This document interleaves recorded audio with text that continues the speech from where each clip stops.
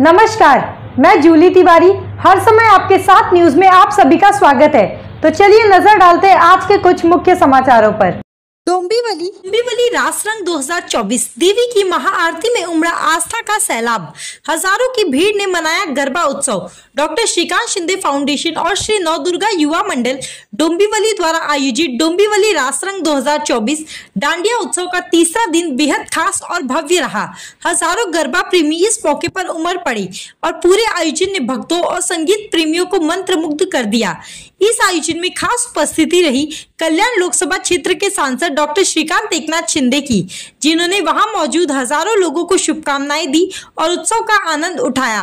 आज की सबसे महत्वपूर्ण मां चंद्रघंटा देवी की महाआरती थी, जिसे गंगा आरती की भव्यता में संपन्न किया गया। इस महाआरती में सैकड़ों भक्तों ने शामिल होकर देवी से सुख और समृद्धि की प्रार्थना की। सांसद डॉक्टर श्रीकांत शिंदे ने देवी की आराधना करते हुए सभी के लिए सुख और शांति की कामना की।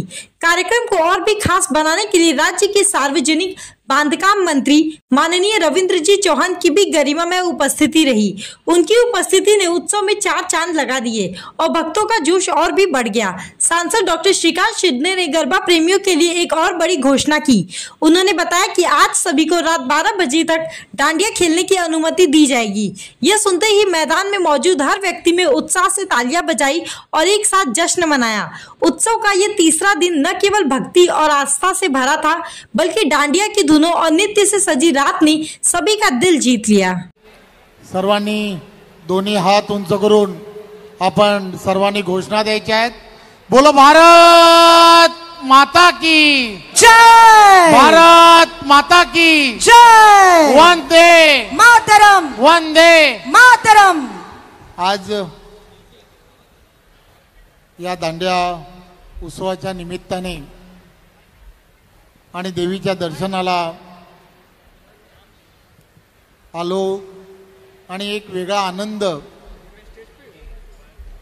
खरं तर तुम्हा सर्वांना माहीत आहे की देशाचे पंतप्रधान आदरणीय नरेंद्र मोदीजी आणि महाराष्ट्राचे लोकप्रिय असे मुख्यमंत्री आदरणीय एकनाथराव शिंदेजी, त्याचबरोबर उपमुख्यमंत्री आदरणीय देवेंद्रजी आणि अजितदादा, या तिघांच्या नेतृत्वामधलं सरकार हे हिंदू सणांना नेहमीच प्रोत्साहन देणारं असं सरकार राहिलं।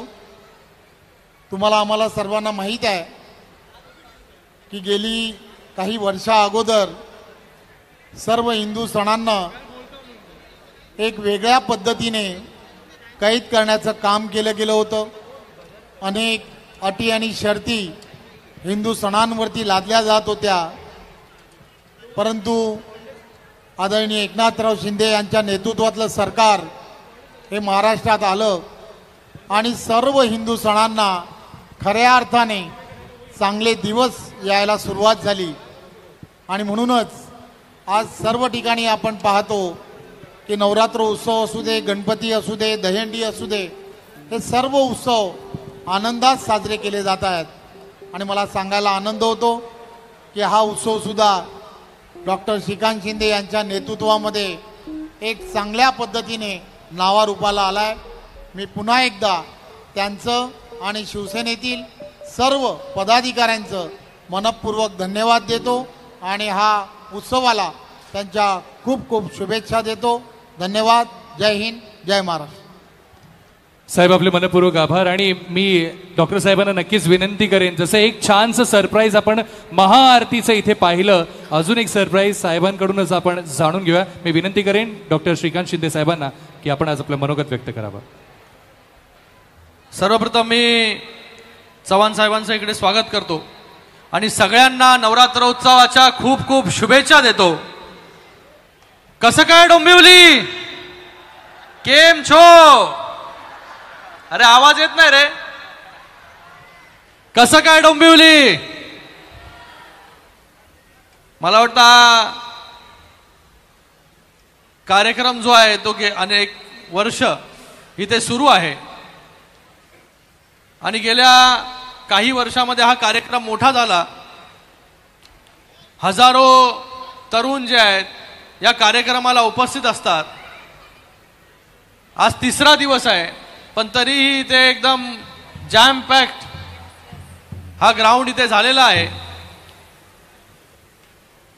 आपल्या सगळ्यांना वाटत असेल पाहुणे न होत आले, आज काय आम्हाला दांड्या खेळून देत नाही, बरोबर ना? हाच प्रश्न आहे तुमच्या सगळ्यांच्या डोक्यात. आरती पण किती तास, 1 तास केली. आरती तर करायलाच पाहिजे, कारण की आपण सगळे हिंदू आहोत आणि हिंदू धर्म पुढे घेऊन जायचा असेल तर आपल्याला हे सण जे आहेत हे साजरे करायला पाहिजे त्याच थाटामाटात. आणि ते सण आपण साजरे करतो आणि हे सण अजून चांगल्या प्रकारे साजरे करता आले पाहिजे. आपल्या उत्साहामध्ये भर पडला पाहिजे, याच्यासाठी आमचे प्रयत्न सुरू असतात. या राज्याचे मुख्यमंत्री एकनाथजी शिंदे साहेब सगळ्या हिंदू सणांवरच्या बंदी ज्या आहेत त्या त्यांनी हटवल्या आणि सगळे सण, दहीहंडी असेल, नवरात्र, गणेशोत्सव, हे सर्वच्या सर्व सण आपण मोठ्या उत्साहामध्ये साजरे करायला लागलो. आणि आज तिसऱ्या दिवशी मला इथे यायला मिळालं, पहिल्या दुसऱ्या दिवशी येता नाही आलं, म्हणून आज तिसऱ्या दिवशी आपल्या सगळ्यांची भेट घेण्यासाठी आलो. आणि त्याचबरोबर आपल्याला एक सरप्राईज देखील घेऊन आलो, कारण की काहीतरी आपल्या मतदारसंघामध्ये आल्यानंतर काहीतरी दिलं पण पाहिजे. तर आपल्या सगळ्यांना आज जो आम्ही तुमचा वेळ घेतलेला आहे 8:45 पर्यंत, त्याचं कम्पेन्सेशन जे आहे हे 2 तास वाढून आज 12 वाजेपर्यंत आपण हा कार्यक्रम साजरा करणार आहोत. का आता खुश? तर आपल्या सगळ्यांना आज राज्याचे मुख्यमंत्री एकनाथजी शिंदे साहेबांनी 12 वाजेपर्यंत जे आहे या नवरात्र उत्सवाला, दांड्याला परमिशन दिलेलं आहे. म्हणजे 10ची लिमिट आज नाही, आज 12 वाजेपर्यंत आपण मनसोक्त जो आहे तिथे खेळू शकता. तर आपल्या सगळ्यांना पुन्हा एकदा मी खूप खूप शुभेच्छा देतो. आज चव्हाण साहेब इकडे उभे आहेत. चव्हाण साहेब या डोंबिवलीमध्ये गेले अनेक वर्ष काम करतायत. त्यांच्या नेतृत्वाखाली या डोंबिवलीचा विकास असेल, डोंबिवलीमध्ये विविध कामं असतील, गेले अनेक वर्ष शिवसेना आणि भारतीय जनता पार्टी असं डोंबिवलीमध्ये जे रस्ते होत आहेत, सिमेंट कॉन्क्रीटचे रस्ते असतील, विविध विकास कामं असतील, डोंबिवली मानकोलीचा ब्रिज असेल. आता मी ठाण्यावरून आलो तर मला फक्त 25 मिनिटं जे आहेत ते इथपर्यंत पोहोचण्यासाठी लागले. अशी अनेक कामं जी आहेत ती आपण या डोंबिवलीमध्ये केलेली आहे. आणि त्याच्यामध्ये रवींद्र चव्हाण असतील, आमचे सगळे पदाधिकारी असतील, त्यांचा देखील वाटा जो आहे हा मोठा आहे. तर मी आपल्या सगळ्यांना एवढंच सांगू इच्छितो की येणाऱ्या काळामध्ये आपण सगळ्यांनी